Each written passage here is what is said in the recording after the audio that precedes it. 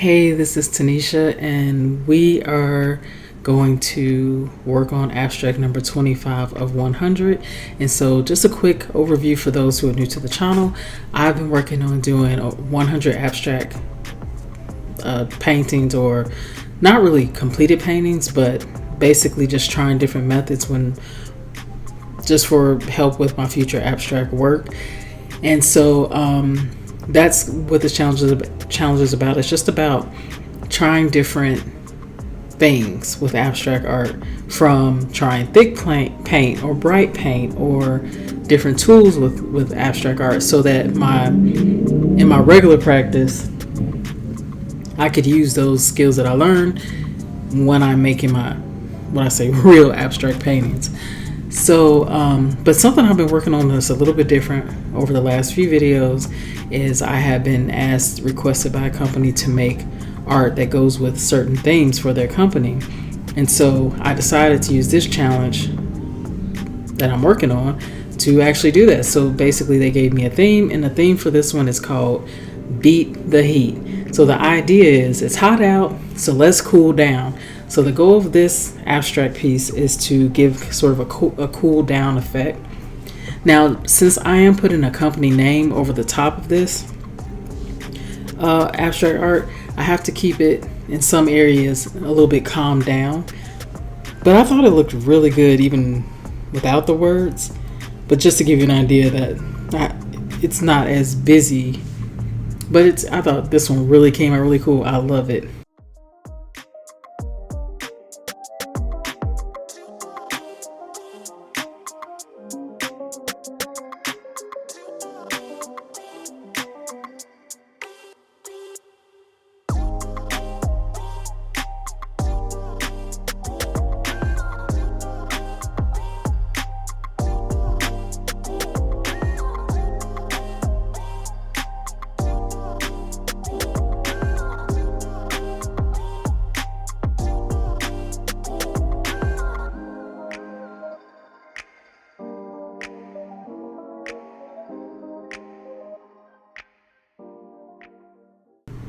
So just as usual, I gave myself 15 minutes to work on this. Now, since this is for a client, I would allow myself extra time as needed. Some of the abstracts I've worked on came together really quick, and some I had to spend like an extra maybe 20 minutes. But this happens to be, like I said, one of my favorites, and I didn't know what it was going to come out to be. I think that's with any abstract painting, but I allowed myself to use a lot of my different mark making tools like crayons. Let's see. I think I also used Neocolor pencils. I gotta do better keeping track of it. But I really have fun using different mark making tools in here. Some of the mark making tools I can't use in my actual art that I would sell, but I have fun using it here because these I turn into prints. And so it doesn't matter what art supplies I use. Just keep that in mind. If you ever decide to do art prints with your art, it's fun doing these because you can use any art tools you want, even if they're water soluble or not permanent. So I really get to have a lot of fun when I'm making art that I'm going to turn into an art print. And also what I love about some of the different mark making tools I use, like Neocolor 2 to be exact, I just like how it blends, and how you can, when you add liquid to it, it just starts to blend. It just gives you a different effect. So that's a lot of fun. So I really apologize for all the noise happening. For some reason today, everything is happening. But in any case, the goal of this painting, again, like I said in the beginning, is to give more of a cool feeling. And by the end of it, I really feel like I came through with that. So basically, I suggest you stay here to the end of the video and get a look at how it came out. I'd love to hear what you think about it.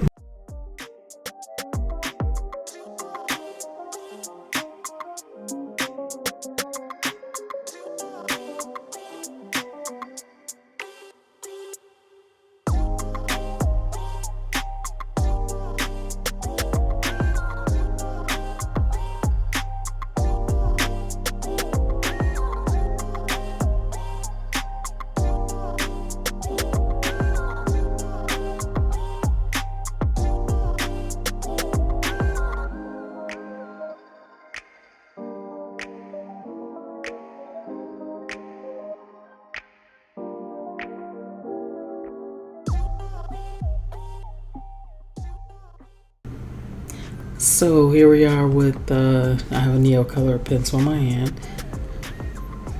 adding more of that to it. And as you can see right now, you can see how it's looking like it's icy cold, like a cool down effect, which I thought was really cool. I really love this piece, and it was just so much fun to work with. And again, Neo Color 2s are water soluble, so that means it will, if you add water to it, it will move. But I love them. And Neo Colors I don't mind as much using in my abstract work that I would sell. I just love all the different colors and just what it's doing to the piece. I just love it. So I really want to know your thoughts, so I hope you leave comments and let me know what you think of this piece. Do you use Neo Color tool? Like, I don't know why I want to call it a tool, but do you use Neo Color in your paintings? If so, how do you use it? And definitely also like to know if you have any questions, so definitely leave a comment.